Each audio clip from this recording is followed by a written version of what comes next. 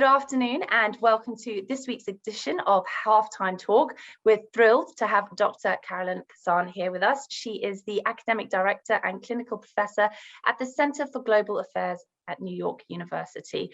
Dr. Kissane, thank you very much for joining us. Michelle, thank you so very much. I'm delighted to be here. So thank you for the invitation to participate. Not very apt. And I'm keen to hear how you think the next quarter is going to roll out for energy markets. Okay, well, thanks, Michelle. It is a great question, a very important one. And remind me to tell before I finish my response, give the Russian joke.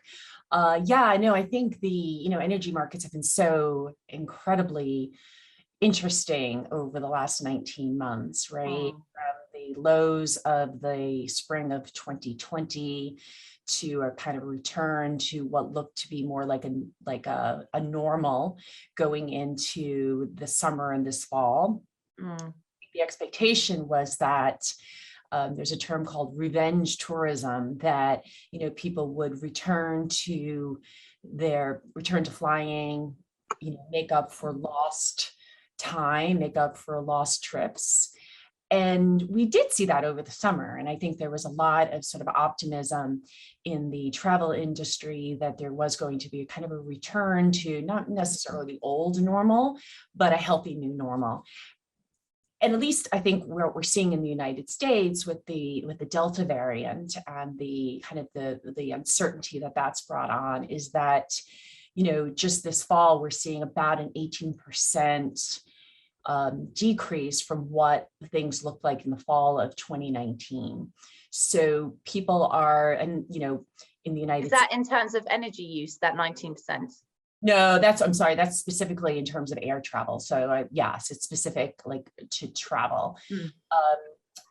But we are seeing a lot of analysts look at Thanksgiving travel as kind of an indicator to see sort of what things are going to be looking like, and will we return to sort of pre-pandemic Thanksgiving travel? And at this point, it's really hard to tell. Also on the energy front, right? I think a lot of people were optimistic that by this time in the fall of 2021, that very strong rebound would be in play. And seen it, right? We saw sort of a tightening in the oil market, but we still see a lot of countries, again, spotlight on the United States, where some of that demand is still in question. That said, if we look at the IEA and what their expectations are, is that we are looking at overall increase in demand for oil for 2021, the remainder of it, and for 2022. So we are looking at, the demand picture to be more positive moving forward. I'm glad you brought in the US there, because I'd just like to touch on the US relationship and OPEC Plus and how that's evolved under the Biden administration since he came to office in January. What shifts have you noticed this year that you think people should be aware of? Well, I think the U.S. relationship with OPEC has always been a rather challenged one. It's kind of the group that, many Americans love to hate, partially because they don't really recognize the role that OPEC plays in sort of managing the global energy market and around price. But, we also saw just in the last, again, if we just look at the last 19 months, where you had former President Trump intervene, calling OPEC to say, hey, you know what, you cannot continue to increase production. Our shale producers are getting battered. To most recently Biden, and he got a lot of criticism for this most recently.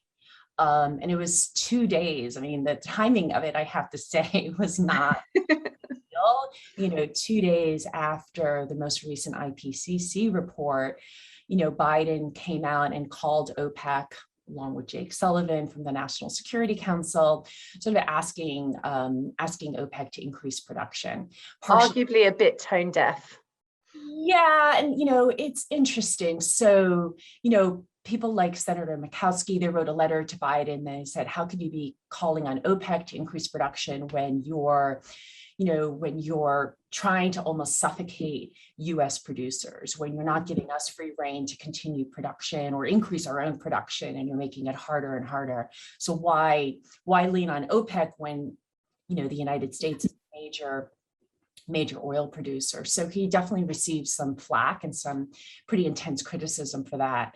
And then others say that Morgan Brazilian and Ted Nordhaus wrote a good piece in the Wall Street Journal, and they called it good hypocrisy, partially because, for better or for worse, Americans are very sensitive to the price of gasoline. So over the summer, we did see a pretty, not an insignificant rise in the price of gasoline. So when you went to fill up your car, you were paying more. We were seeing kind of an incremental increase. So I think, their rationale was that, if gasoline prices go too high, then it's going to be much harder for Biden to move forward with his more ambitious progressive climate policies. So he has to kind of manage expectations around the price of gasoline and expectations that, just around the amount of money that Americans spend on gasoline, with also putting forward a pretty, significant climate agenda. He's right on that balancing act, like many other governments, but the spotlight on the US is certainly, and the Biden administration is certainly one of the brightest worldwide. How do you expect this relationship between US and OPEC Plus to evolve next year? What would you expect in the first half of 2022? Yeah, no, I mean, I think we see, I think OPEC Plus is playing it somewhat safe, right? They are playing kind of the long game, recognizing that, they provide over 30% of the world's oil. They recognize that, they have a great deal of power with regards to where price can go. So they know that they don't want the price to go too high. So 70, 75 is kind of a happy middle ground. So they will. And I think what we've seen also with OPEC, at least how I look at it, is they've become much more agile as an organization to kind of be more responsive to shifts in the market. So when they need to, start to increase production, they can do it without having to wait 6 months to their next meeting. At the same time, they're also sort of, hedging that they don't want to increase too much. We're not still at we're still not back to sort of 20 levels. So they're kind of, they're playing it at what I would call to be kind of rather safe. But they're also on that United States, right? When Biden made that phone call, and when, Jake Sullivan from the National Security Council said, hey, you've got to increase production. The global economy right now, we're looking at trying to get a rebound going. And if you're making the price of oil so high by not production, but OPEC didn't give, OPEC didn't sort of turn up the volume, so to say. Play ball, essentially. I mean, do you think we're still very much within the pandemic situation, and some of the more developed nations are emerging from it, but a lot of developing nations are very much in the thick of it? And of course, we know that the global economy is heavily influenced by these emerging markets. And so looking ahead to the next 6 months, how much do you think the world is going to call on OPEC Plus and its sense of newfound agility?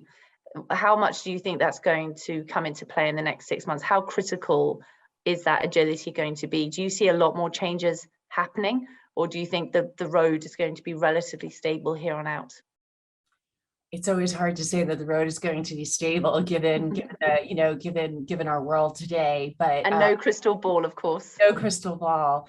But I would say that a country like China, even though it, again, the global economy is still confronting the COVID pandemic. However, we are starting to see a return on, to demand, right? And that's coming back relatively quickly. So, I think the role that OPEC plays in, global oil supply, and also, the price, I think they will continue to play an important role. And I think they've become better politically with regard, even though there are internal, more nuanced, lots of internal tension. Some of that, between the UAE and Saudi, or, of course, Iran will, is not the, doesn't really feel that everyone's sort of playing a fair game.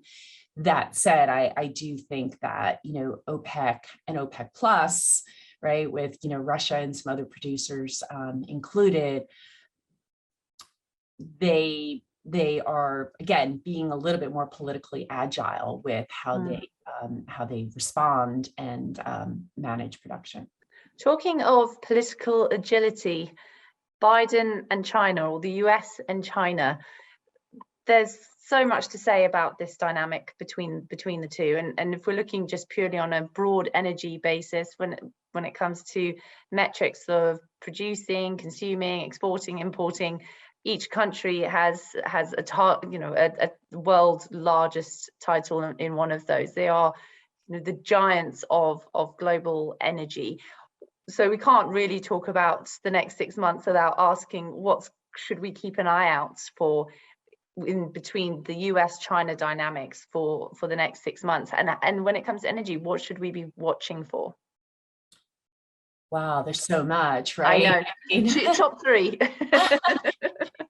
China has become, surpassed the United States with regards to being the largest, the world's largest oil importer, right?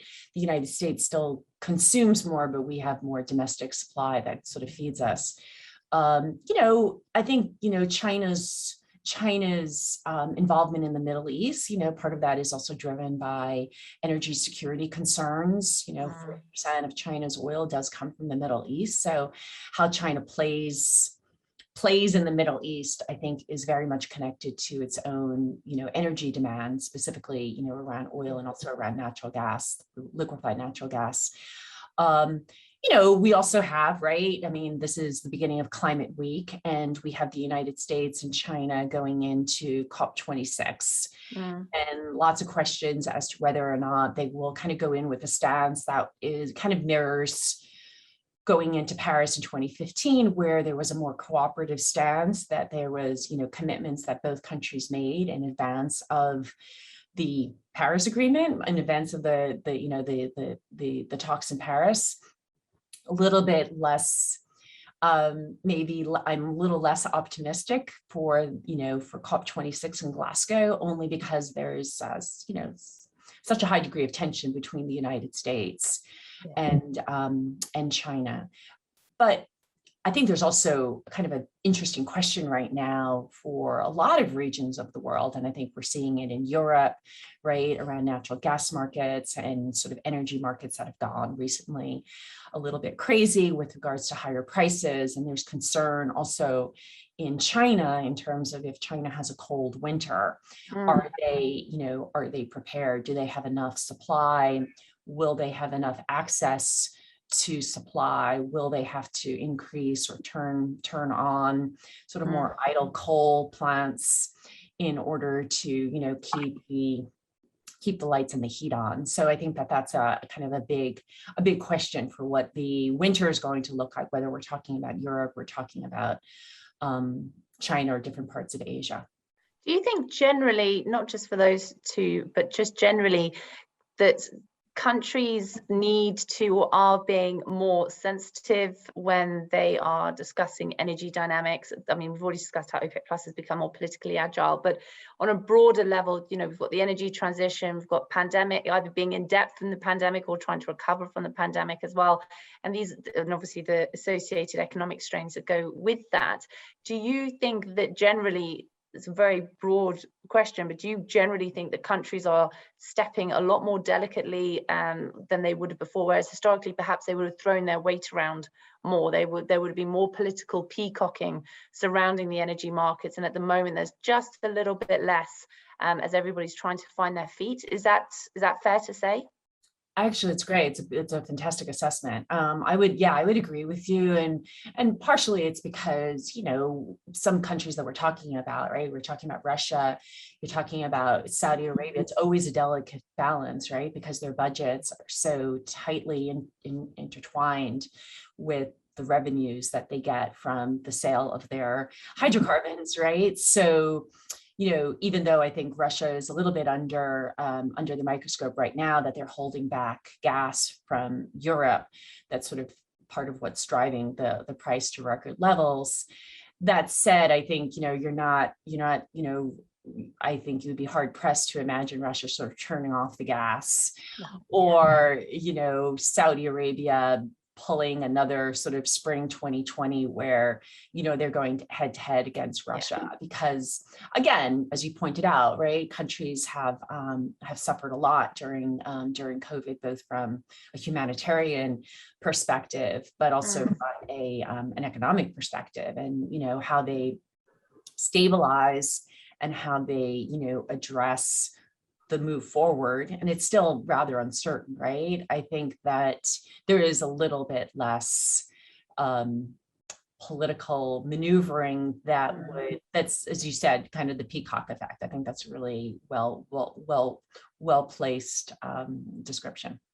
And just on Russia, just very, very briefly, we're seeing other major oil and gas producers, when they look towards hydrogen, green hydrogen notably, saying with much greater gusto and commitment that we want to transition. We've got Saudi Arabia, the world's biggest oil exporter, historically the epicenter of black gold, stepping forward and saying, we want to become the world's biggest hydrogen hub for green produce, and we're going to export. We're developing relationships with Asia, with Europe. We're pushing ahead. But when it comes to Russia, it's been a lot quieter, and you could argue that they have a very good inroad into major exporters in Europe through a lot of their established infrastructure already that would complement any plan they have. What do you think?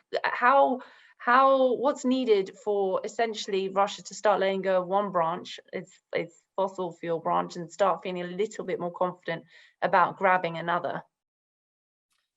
Another fantastic question. I'm not a hydrogen expert, but I would probably argue that, and this is something that I tell my students when I sort of teach Russia and, kind of its hydrocarbon picture and how it sort of uses hydrocarbons. I think Russia is sort of playing that like last man standing kind of game with regards to its hydrocarbons. And, you asked earlier about the energy transition. Russia is a significant oil and gas producer. It already has, its arteries are spread, right? It's got a good market in China. It's got a good market in Europe. I think it has. I personally think that, since 2014 since the annexation of Crimea, it's pretty amazing when you look at Russia in terms of how relatively successful it's kind of come out of a period where there were sanctions, against many sort of parts of the country and its economy. So I think Russia is sort of saying, listen, you know what? Everyone's going to talk, big talk about the energy transition, but we also know that, probably for the next 5 years or more, we're actually going to be seeing increase in demand. So we'll be the supplier to meet that demand. And they may not see it worth at this point to invest in the hydrogen capabilities. That doesn't mean that they can, or they might just say, listen, let's wait for the countries that are developing the technologies, and then we can transfer those technologies in. We already, as you pointed out, they already have the infrastructure that could, that they could sort of transition towards hydrogen. But in the short to medium term, they know that, they still are, producing for a world that is heavily dependent on, two of their major sources of revenue, oil and gas. So that's just my take. They're going to be the player that stays in the game a long time. They don't have the same constraints. They don't have the same regulatory restrictions that we're, for example, seeing in the United States, where, capitalization is probably going to become a hard aspect of increasing supply. Russia doesn't have that. So I think that they just might say, listen, you know what, we have a play that's kind of working well now, and until it doesn't. Let's stick to it. So essentially, let's fill the coffers now for the next 5-10 years, because others are going to be dropping off, and we can increase our market competitiveness with these, these commodities that are clearly not going anywhere overnight. That I think everybody, fully agrees with. And then perhaps use its might and piggyback on a lot of other technological developments, and then use its might when it does enter the hydrogen market, and essentially elbow a few of the other players who've been trying to get ahead, North Africa, Middle East, and other parts of the world as well, South America too, with these importers, and kind of muscle their way in and compete for market share then. So be late arrivals, but be well-funded late arrivals, essentially sounds to be like their plan. Right. And also have the advantage of, a lot of the costs are going to come down, right, over time. So they would be, it's kind of coming in a little bit late, but they're also getting the lower cost of the technologies and of the sort of the transit opportunities. And just overall, it could be, again, a better play in terms of for Russia. And that we do see that. Dr. Kissane, thank you very much for joining us. There is still so much to say, so I very much hope you join us again and we can dive into those details even further. Thank you very much. Well, Michelle, thank you so very much. I really enjoyed it. Wonderful questions. And thanks for everything that you do, because I love Gulf intelligence. So thank you very much. On behalf of the whole team, thank you.